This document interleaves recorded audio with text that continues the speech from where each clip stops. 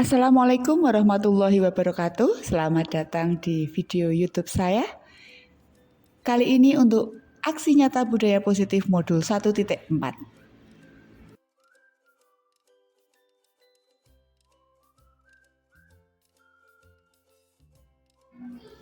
Perkenalkan, nama saya Ika Rismawati SPD. Saya mengajar di SD Negeri Noborejo 1, Kota Salatiga. Saya merupakan CGP Angkatan 7, Kota Salatiga. Untuk fasilitator saya, Bapak M. Kusdi SPD MPD, dan untuk pengajar praktik saya Ibu Tri Eliawati SPD. Tujuan aksi nyata yang pertama, menumbuhkan budaya positif di sekolah. Yang kedua, menumbuhkan disiplin dari diri murid. Indikator keberhasilan, terciptanya keyakinan kelas yang disepakati oleh wali kelas dan murid. Murid konsisten menerapkan keyakinan kelas yang telah dibuat. Dukungan yang dibutuhkan. 1. Dukungan dari kepala sekolah, teman sejawat, dan murid agar kegiatan yang telah disusun dapat berjalan lancar. 2. Sarana dan prasarana untuk menumbuhkan budaya positif. 3. Dukungan dari orang tua murid dan komite. Langkah kegiatan. 1. Menghadap kepala sekolah untuk menjelaskan pentingnya budaya positif dan pembentukan keyakinan kelas, serta meminta izin untuk melakukan sosialisasi budaya positif pada teman sejawat. 2. Melakukan sosialisasi kepada teman sejawat tentang budaya positif. 3. Membentuk keyakinan kelas. 4. Melakukan evaluasi dan refleksi tentang keyakinan kelas yang telah disusun. 1. Menghadap kepala sekolah untuk menjelaskan pentingnya budaya positif dan pembentukan keyakinan kelas, serta meminta izin untuk melakukan sosialisasi budaya positif pada teman sejawat. 2. Melakukan sosialisasi kepada teman sejawat tentang budaya positif.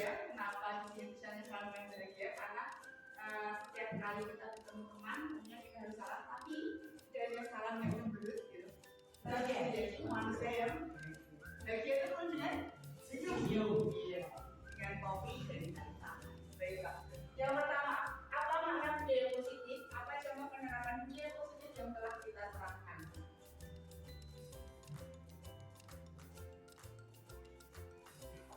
Budaya positif di sekolah yaitu nilai-nilai dan kebiasaan-kebiasaan di sekolah yang berpihak pada peserta didik agar mereka dapat berkembang menjadi pribadi yang kritis, penuh hormat, dan bertanggung jawab. Jadi jangan sampai kita salah bahwa orang yang berpikir kritis itu bisa berkata sekali. Nah, yang dimaksud ini berpikir kritis tapi juga dengan penuh hormat. Karena tidak bisa kita pungkiri Bapak Ibu, sekarang ini era yang setelah COVID ini anak-anak juga anak-anak dan HP melalui iptek itu semakin dekat dengan kita, itu mengikis sedikit ada dari anak-anak yang ada di lingkungan kita. Nah, perubahan paradigmanya. Filosofi pendidikan Gajah Dewantara yang pertama itu bukan tabula rasa. Anak itu bukan kertas kosong. Kalau tabula rasa kan anak itu kertas kosong. Nah, Gajah Dewantara bukan tabula rasa. Semua anak terlahir dengan bakatnya masing-masing. Jadi anak itu sudah punya bakat masing-masing. Kalau bisa dikatakan bahwa bukan kertas kosong, tapi sudah ada motif di situ. Motif yang masih samar-samar. Setiap anak itu memiliki budi pekerti dan harus dididik budi pekertinya. Kalau tugas guru itu untuk menuntun bakat tersebut agar anak tumbuh dengan selamat dan bahagia. Kita tugasnya hanya menuntun, tidak membuat. Kita tidak membentuk, kita hanya menuntun apa yang kodrat alam anak, apa yang sudah ada di dalam diri anak. Guru itu ibarat petani, anak ibarat biji jagung. Di lahan kita ada biji jagung, Bapak Ibu, kita hanya bisa merawatnya, memberi pupuk, menyemai, menyirami. Kita tidak bisa, wah aku rasa dengan biji jagung, aku rasa dengan jagung, udah biji jagung berubah jadi padi, tidak bisa.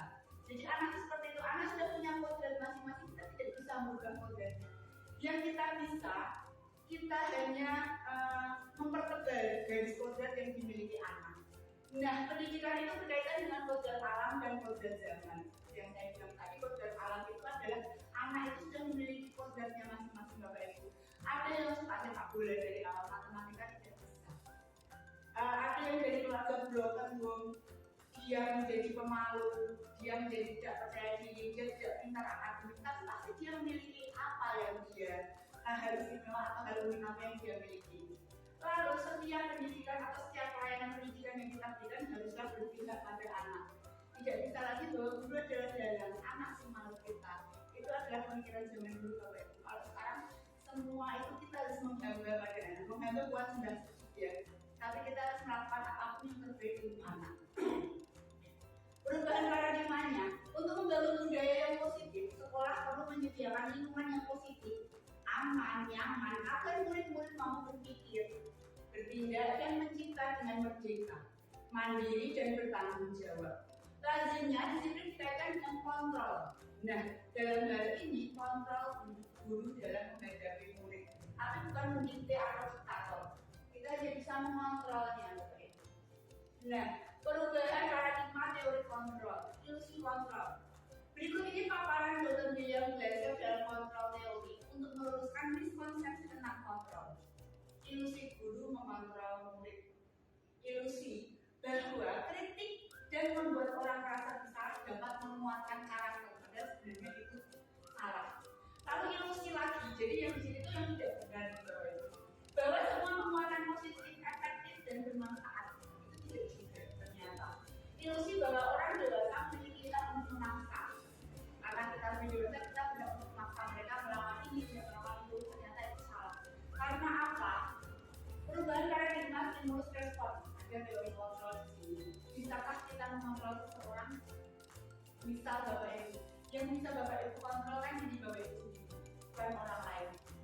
Walaupun itu suami, istri, anak, kita tidak bisa mengontrol seseorang karena orang itu punya pikiran sendiri di dalam dirinya. Nah, stimulus respon adalah kita mencoba mengubah orang agar berpandangan sama dengan kita. Kita tidak bisa mengubah orang agar berpandangan sama. Apa yang bisa kita lakukan adalah kita berusaha memahami pandangan orang lain tentang dunia. Jangan hanya semua itu bertuju atau bertumpu pada pandangan kita. Kita harus memposisikan sebagai orang lain juga. Lalu, perilaku buruk dilihat sebagai suatu kesalahan. Padahal menurut teori kontrol, semua perilaku itu memiliki tujuan, bahkan yang terlihat buruk sekalipun.